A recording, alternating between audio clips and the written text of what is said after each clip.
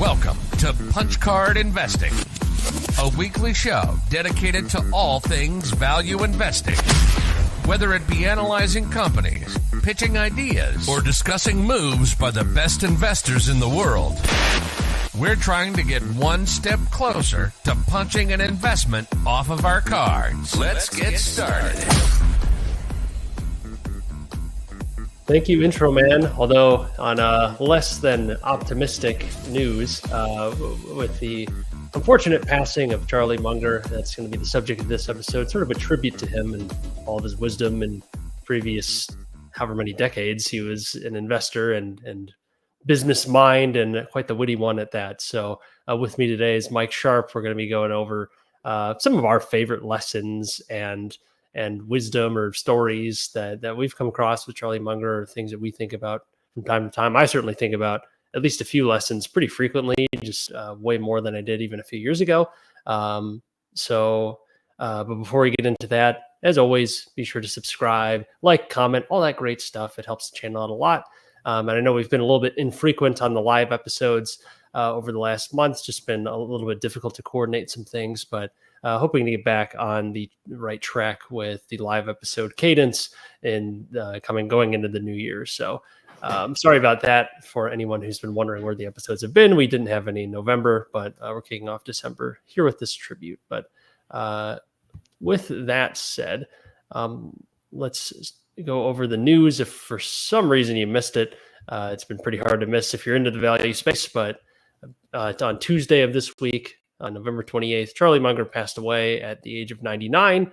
And looking at the CNBC article here, the right-hand man to Warren Buffett, he was also a real estate attorney, philanthropist, and architect. We think so much alike, and it's spooky, Buffett once said of Munger, although they definitely had their differences in how they maybe delivered some of those thoughts, which is where a lot of the fun stuff comes from. But yes, he passed away at 99. It seemed rather sudden, but then again, however quickly it is, once you reach 99, it's always impressive when someone can live that long and be as active as he was all the way up until the end. Because I was able to attend the Berkshire meeting this past spring, and he was at the Q&A session just as he has been for so many decades, and just munching on peanut brittle the whole way and answering questions for like 6 hours. Just very active mind, clearly, even as his physical health kind of degraded, just as anyone's would at that age. So, Mike, I don't know if you had any kind of knee-jerk reactions to the news, or because obviously it was quite sudden. Well, I mean, my reaction is, it sounds terrible, but it's positive. Like, I mean, this guy did what he loved till he was almost 100, right? I mean, I can only hope to live a life like that, right? He was still so sharp mentally, right? And I was just like, basically just amazed at the life he lived, right? And so, like, anybody who lives till 99, that's a great run. So yeah, whatever you're doing, it's unlikely enough to get to your 90s, but then almost to get to 100 is definitely impressive, even if you don't do anything. And he was doing a lot. So I did notice that I was curious what happened to the Daily Journal company on the news, and it did decline like 5 or 6% on the news of passing. I didn't see that. Which I thought was a little bit funny. It's maybe it's something having to do with his shares being unlocked or something like that. But I was thinking, is that a bunch of investors who were really thinking like, we got another 5-6 years of Munger management or something like that? Because he was already kind of passing it on. But I thought that was a little bit funny, given that he is 99 and he had to think it was only a matter of time, unfortunately, because that's just how life goes. But I would imagine there was a Munger premium in there. I would have thought it would be bigger than that, but I guess it's true. But I guess it was 4 or 5%. I just was curious. I don't know if it was any bigger the next day or after that, but on the day I was kind of curious when I was reading through the news. But anyways, his career obviously goes way beyond Daily Journal. That was just his, call it, personal company, but the big stories obviously with Berkshire Hathaway and the partnership with Warren Buffett and all he was able to build through that. But he had, was kind of wild, is he had a whole life before that. He had two call it 50-year lives or so. I forget when he and Buffett met, but it was a long time ago. And even then he had already had a full career as a real estate attorney, started a law firm, and is still I think he was still a named partner on the law firm, although he wasn't practicing law by any means by the time he's with Berkshire. But he had a very full career before that. Yeah, exactly. A full career and multi-stage sort of approach to all these things, and a full second life, if you will, as an investor, and a very long one at that. So that I think is kind of unusual. I guess that's probably the unusual thing with both Buffett and Munger is just how long they've been doing things, and that by itself is like the really impressive part.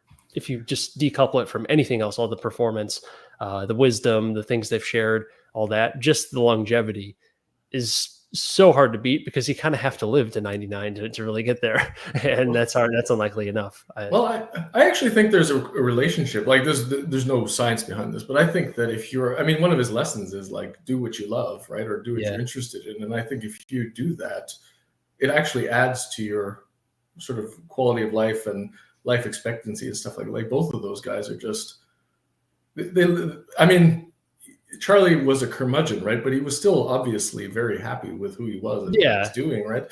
And like I think that probably extended their life a long way. I would tend to agree there. It's hard to argue against it because it's certainly not diet and exercise. So, no, especially with Buffett. Yeah, well, really both of them. I mean, I don't ever munch on. Or Charlie was at least munching on peanut brittle the whole time. And Buffett was chugging Coke during the whole annual meeting.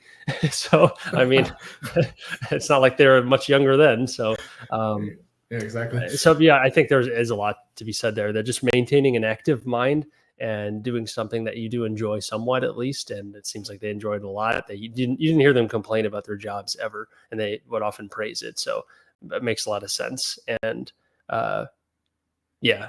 So I guess what I was kind of thinking for this episode is if we could just go over maybe one or two lessons or pieces of wisdom or stories that you really enjoy or that you think of frequently, or even not that frequently, but you think are really powerful.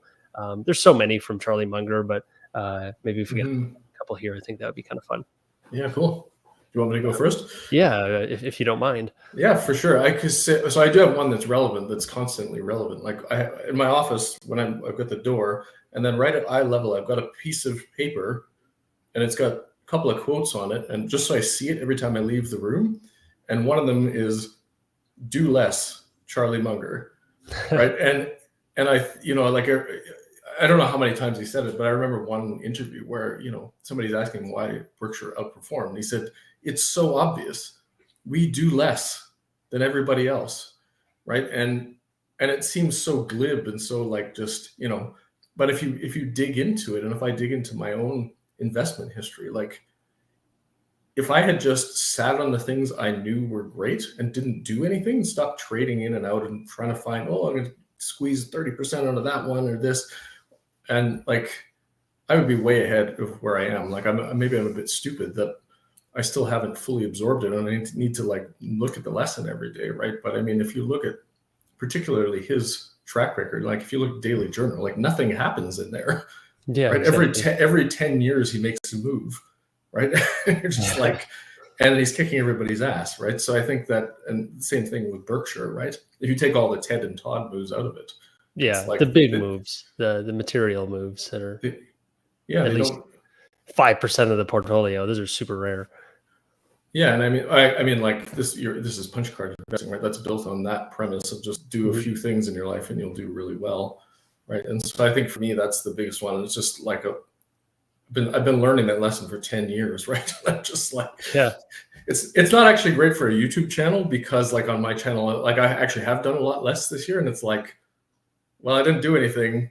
Here's an update on StoneCo. It's doing great. I'm just leaving it. Like there's not a lot. Here's the grass growing, right? Yeah, I hear you there. I totally hear you there. It's one of the weird incentives of being on YouTube and producing content about investing is you want to have activity and stuff to cover. And that's what the major financial media covers is short-term moves, swings, trades, plays, drama. That's very short-term focused because it's very entertaining and it's hard to steer away from that. So I totally hear you there. Yeah, it's all like focused. What's happening in the next 1 year? Like that's like probably 95% of like financial media is like it's this very sort of 1 year time frame, or absolutely. less. Do less. That's a great one. And it does, it's right in line with our brand, like you said, the punch card, punch card investing. It very much is that more quality, fewer moves will tend to outperform lots of lower quality moves. So, and it makes a lot of sense because you get to ride the coattails of the big wins rather than cutting them short. And you also should lower your chances of big losses if you're actually doing the due diligence, because you can now focus your effort on less things. Because everyone has the same amount of time in a day. Everyone has the same amount of time to spend towards things. So if you can focus it on just a few things rather than a bunch, it makes a lot of sense. Yeah. So, and there's a couple more reasons too, right? Like, I mean, how many times have you bought something and it's gone down, you go, okay, give up, and then it comes back, and like if you just waited a bit longer, you'd be fine, right? I did less. And then the other one is probably the big one is taxes, right? I mean, if you're in a taxable account and you're not, like, if you're triggering 20-30% taxes on gains, like that's a significant deficit to make up versus somebody who's not making moves, right? Yeah, and trading commissions, at least in a past life when they were a lot higher than they are now. But just cost of trades that's definitely a consideration too. Yeah. Totally. Yeah. What about you? Have you got one that jumps to mind? Yeah. What's kind of weird is really prior to what year are we in now? We're nearing the end of 2023. We would have started this channel in 2021. And I really hadn't given Charlie Munger, Warren Buffett, really much of any thought prior to 2020. So I wasn't really looking at stock investing at all. I was really focused on real estate. So I knew some of the kind of the moguls and big dogs there, a la Sam Zell and some of those guys. But I started coming across, especially through like meeting guys like investing with Tom and Brad as well, and the rest of the Punch Card crew. I really started to dive more into the Berkshire stuff. And just when I started actually reading about Charlie Munger and all of his lessons, and also the similarities just into my own career being an attorney. I'm not saying I'm going to be Charlie Munger, but it's an attorney guy, kind of like Sam Zell. He's also a former attorney, sort of a very short-term attorney. But it's interesting to see what kind of path someone can take. If you stretch things out for many decades, even from a similar beginning. So anyways, a lot of his lessons just resonate so strongly that I think about them all the time, with probably the number one that I think of, like probably close to a daily basis, especially now that I'm hiring people. But it showed me the incentive and I'll show you the outcome. And it applies to just so many things beyond investing, business, politics, just human nature. Everything, whatever the incentive is, that's where it's going to go. That's what's going to trend towards. When I'm reading history, like I'm thinking of the incentive structures that set this up, whether the author is trying to lay those out or not. It's just how it articulated maybe a way that I'm kind of wired anyways, but it made it so clear and so much easier to see and understand when he just lays it out like that, which is a talent he had, which was boiling down pretty profound lessons into very simple, catchy terms, kind of like a Ben Franklin might from long ago. But that's probably the single greatest thing that stuck with me right away. And there are plenty of other things too, but show me the incentive and I'll show you the outcome. It goes towards everything. And I think keeping that at the forefront, especially if I'm trying to lead people or hire people and try to keep people aligned, just making that front and center of whatever I'm drafting. Same on the legal side as an attorney, I might be drafting a contract for different parties. What are the incentives here? And trying to make those clear and concise and powerful and aligned in the direction that I would want to go, and not creating perverse incentives as well. It goes in both directions. So I think that's my single greatest one that I think of so super frequently from him. Oh yeah, I mean that's massive, right? I mean that underpins the whole world, I guess. I mean, we saw what happened with China when the incentive structure changed with Deng Xiaoping, and they just everything. Sure. All the human potential got unlocked, right? And it was just, I mean, that's a huge example, but it's a perpetual thing, and it's just a human nature thing. Like And it might even go beyond humans as well as animals as well. If they're incentivized to do something, they're going to keep doing it.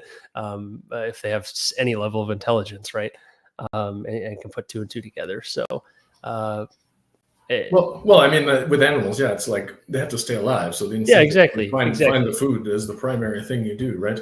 Yeah. And I think humans like to think we're sort of beyond that, but I don't think we are. So I think that's probably number one for me. But some of the beyond kind of maybe the more I might call that a tactical or philosophical lesson.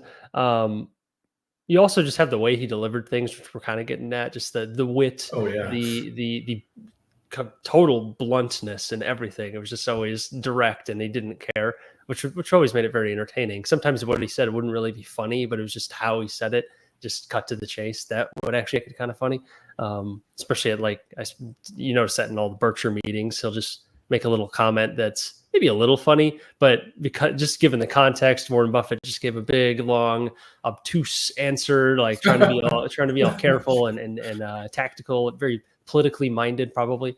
And then Charlie just comes in with like a one-liner, cuts through it, cuts right through it, and it's just the sort of contrast between the two is what makes it so funny. Even though they're really aligned on a lot of things, which is why they had such a successful partnership. But the delivery was just so different, and that's what made it very entertaining. Well, we all respect people with humility, but the truth is humility is boring, right? And I heard somebody say that is true. I heard somebody say about Charlie, one of his friends. She said, Charlie, when they were giving out humility, you didn't get your fair share, right? He thought that was funny because he's that's good right? stuff. That's good stuff. Yeah, humility is boring. It's not fun to watch. It'll serve you well in many cases, but not for entertainment.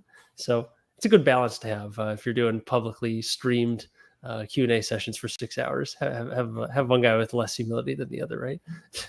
Oh yeah. Well, I mean, it's also more like it's more understandable too. Like it's maybe less palatable, but it's just like you said, he just cuts through the noise and just this is the thing. Just bam. I don't care how you feel about it. Right. And I think I really appreciate when people are like that, just generally. Yeah. I'm curious what do you think his legacy is going to be 20, 30 years from now? Once he's passed, I'd assume Warren Buffett would be passed by then too, barring some major medical breakthrough. What do you think the legacy of not Berkshire, because Berkshire will probably still be around by then, but of those two guys, Munger in particular, for this example, what do you think the long-term legacy is going to be? What is he really going to be remembered for, if anything, I suppose, because history is a long time. Well, I mean, I don't know if what he will be remembered for, but I think what he should be remembered for is he's one of the main influences that shifted Buffett from, value shitco investing to great, wonderful business. Like I think he was the main catalyst behind that, right? And I think that at least he's credited as that. He is credited as that, and Buffett credits him. Maybe that's humility too. But without that, like, imagine how there's so many lessons in the investing world that are built on that particular shift, right? Like anybody who's studying investing is studying that mentality that came out of Berkshire. So I think he's a big part of that. Maybe not anyone, but it's certainly in the world of value investing. Value investing, sorry, that's what I meant. Yeah, yeah, but we like to think we're much cooler here over on the value side, right? We're actually this little niche over right. here. There's traders everywhere, and then there's like us in the corner. The cool value types would tend to agree. The wonderful business versus cheapness debate. And I think it's been more relevant given the market we've been in for a couple of decades now of rather expensive historically speaking, but which might make you focus a bit more on quality than otherwise because you're paying a lot per dollar earned, historically speaking. Do you think that relative expensiveness is potentially because of this lesson? Because we all you know what I mean? I don't know about that. I think that might be a bit far fetched, but it's hard. There's obviously a lot of factors. It's probably one of them. A a lot of it is I would pin on monetary and fiscal policy over the last 20, 30 years. You know, you have a lot of dollars swimming around trying to find a place. Rates structurally are very low now, so that's probably, I think, number one. But as for maybe where you might see more of the influence is on the bigger business side. So fund managers, holding companies, larger businesses, conglomerates, that I think that's where you might see more of the lessons kind of perpetuate for a longer period of time. Maybe not so much every single investor in the market, but just a few of the bigger players might kind of orientate themselves a bit differently. In the same way that you had guys like, Graham and Dodd who were doing the cheapness investing, but then you had sort of the new cohort of Buffett Munger and focusing more towards quality. So I'm thinking about it more, maybe that's it. It's kind of a select cohort of investors now kind of follow the Buffett approach, or try to, at least, focusing on quality and holding. Because you have a lot of funds that are made up half of Berkshire, or some have some huge section of Berkshire as a portfolio, and they try to kind of mimic with some alterations, but mainly because the scale might be smaller. But that just shows you, I think, how the values apply well beyond just Berkshire itself. You have a lot of people trying to mimic Berkshire in a good faith way. They're actually trying to look for wonderful companies. So I think very well you could be right there that it's going to be a longer term thing. Well, it could be a piece to the puzzle. Like, I mean, if we're looking, you're talking about monetary policy, right? We're at 5% Fed funds rate, and Apple's still trading at 35 times earnings with 2% growth. Like, that doesn't make any sense to me. I would kind of, I guess I attribute some of it, because if you're in the 80s and the whole wonderful business idea hadn't sort of blossomed yet in the world, like, I would imagine. Well, you have the Nifty 50s idea, right? Or the Nifty 50s. Yeah, that's true. So I think it was kind of by then, because that's when Berkshire really was marching along by the 80s going into the 90s, right? So, but we didn't have the Coke example at that point. The Washington Post example hadn't sort of blown up yet, and then we had. You didn't see the fruits of it until much later, because it's a long-term game. But I think it was kind of really starting to take off then. It's interesting. I don't know. I definitely think they have an influence on that segment of the market. The sort of like people trying to find the wonderful business and saying, "Oh, it's actually worth more than it seems like it's worth because of this compounding effect." Right? I just think that's a little bit more well known. Like, even in my investing lifetime, it seems like it's become a more prevalent idea. But it is. I feel like it's kind of a shame, actually, that he there's kind of pivoting points here, but it's kind of a shame that he's just written off as the right hand man to Charlie Munger, like he's right hand man to Warren Buffett, like he's beneath him or isn't really relevant, is kind of what it feels. He's always second to Buffett, which makes some sense, but he very much was an extremely competent businessman on his own, with or without Buffett. So it always feels like discrediting him, because really, before I started getting into all this investing stuff, I had heard of Warren Buffett. I'd only sort of heard of Charlie Munger, and I just knew he was the dude with Warren Buffett, but it always felt like he was some like lieutenant to Warren Buffett. But he very much was an equal in how they ran things, at least as far as I can tell. Buffett was just better on TV, probably, but that's about it. And I think that's maybe where the reputation gets kind of soured. Well, and also I think Buffett spent 100% of his time on this, whereas Munger had a lot of interests. That might be it. It's more the Berkshire lens. It's like, he's some lesser guy, but he's like, he's a massive billionaire himself. So it's not like he's some chump. I agree, but it's probably just due to the. Buffett has the scorecard, right? I don't know what he's worth right now. It's probably maybe Charlie Munger should have done less. I don't know. But I think maybe that's where Charlie's humility actually was. Like, he didn't jump up and down and say, "I'm great too," right? Like, he didn't do any of that stuff, right? He just would say, "Warren Buffett's the best. He's the greatest." Listen to, like, he would actually push the credit onto Warren, which maybe that's his humility.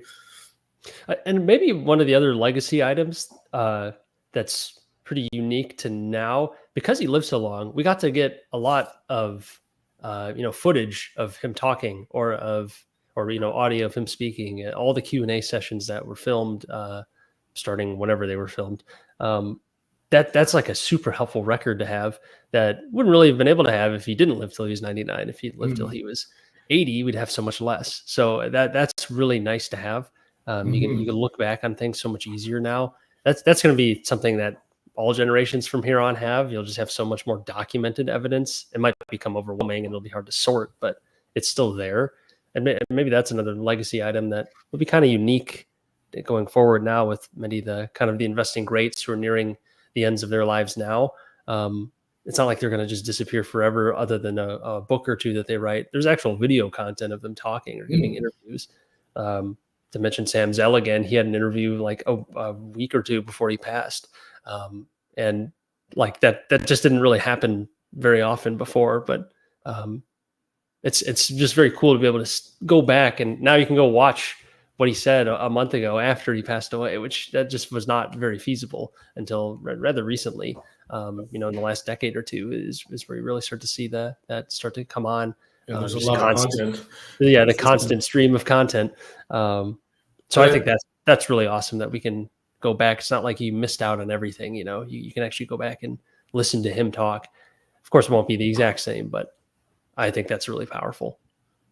Oh yeah, definitely. And then in investing, it's like, I mean, I don't know if you find this, Jack, but like I see there's quite a lot of ageism in the world, right? Like, I mean, people as they get older, they get less sort of respect in a lot of areas, but that doesn't seem to be true in investing, right? These guys are in their 90s. In a lot of industries, they'd be like, "Oh, these guys are dinosaurs. Like, forget them," right? Whereas they still were able to maintain fair take. this respect all the way to the end, right? Which I thought was quite cool.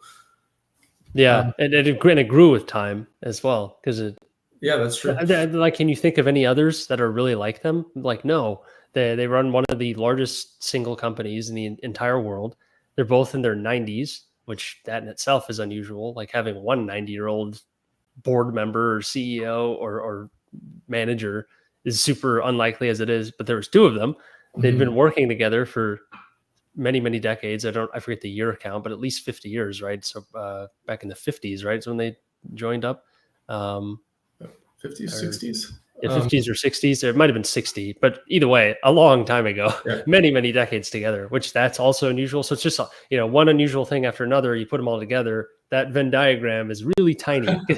So there are very few combinations that have all those same qualities. And I think that's what made them so kind of mesmerizing. And I have this cult following around Berkshire. I did my pilgrimage to Omaha, and it was cool to be around other people who are into that. And I think it's just because these two guys are so unusual in the grand scheme of investing. And we might not see another one in our lifetime like that, another duo, or even just one guy who's there till he's 99, like performing as they were.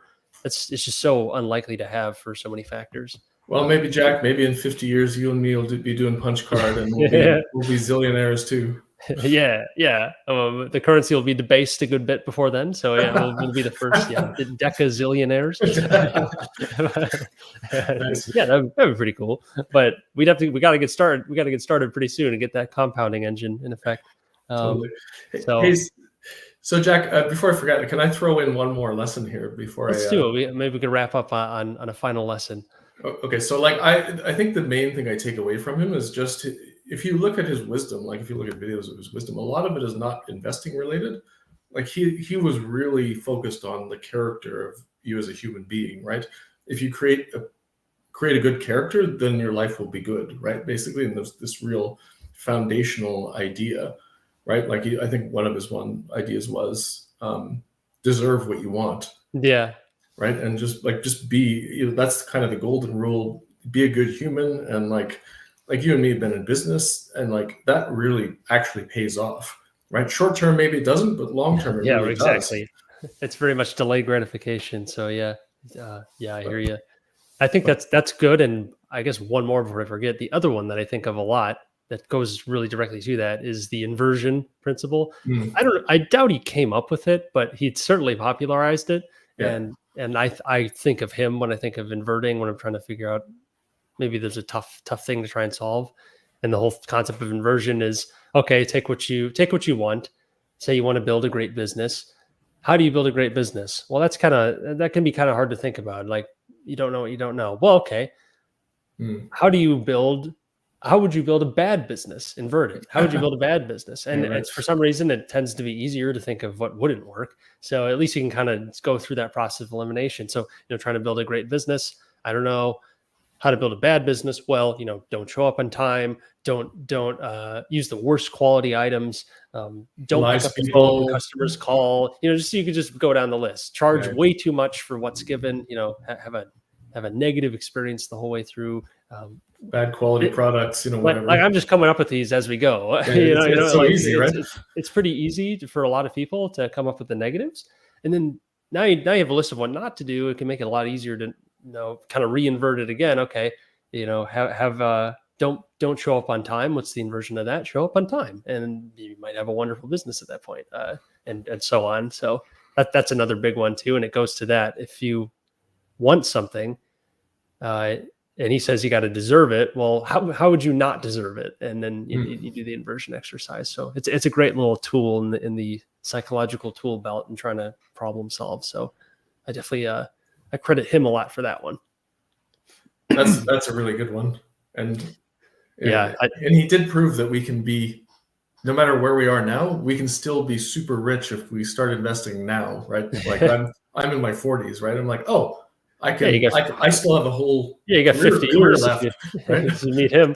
You got 50 years if you get to the 90s. So absolutely. Well, it was definitely a long life, a fruitful life, and he shared a lot along the way, which is probably the coolest part. So you actually can hear some of the things he's thought. You could read some of the things he's argued for as well, and so much of it is just very digestible yet still powerful, and that's just what makes Charlie Munger so interesting. It's a very potent but simple lessons at the very same time, which is the best kind of lessons, the most entertaining for sure.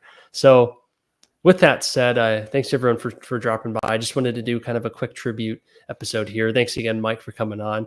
And we'll certainly be talking about Charlie Munger for many years after this, but in varying contexts as we look at different businesses or think about different scenarios, different pieces of wisdom or knowledge that we're trying to accrue as we move along here. And a lot of it can be credited back to guys like Charlie Munger, who really popularized certain ideas or articulated them very well. So we thank Charlie for that, and may he rest in peace. Otherwise, everyone, thanks for coming along. Be sure to subscribe so you don't miss future episodes. And until next time. Thanks for tuning in to Punch Card Investing. The contents of this show should not be used as investment advice or as a recommendation to invest in a particular security. Please consult with a licensed investment advisor if you need investment advice. All investments carry risk and the potential for monetary loss. Thank you, and see you next week.